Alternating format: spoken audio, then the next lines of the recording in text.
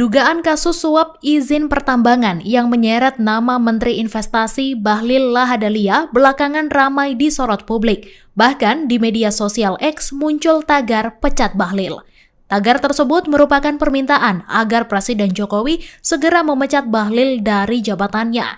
Kemungkinan pemecatan Bahlil itu diungkapkan oleh pengamat ekonomi, energi, dan pertambangan dari UGM, Fahmi Radi. Ia meminta KPK dan lembaga hukum terkait turun tangan menindak dugaan kasus tersebut.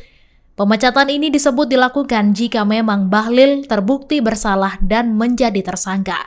Menurutnya, Presiden harus berani menegakkan hukum agar tak meninggalkan presiden buruk menjelang berakhirnya masa kepemimpinan.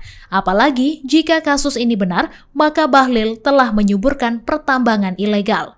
Sementara itu, Bahlil Lahadalia sudah buka suara soal tudingan meminta upeti kepada pengusaha tambang yang izin usaha pertambangannya dicabut oleh pemerintah.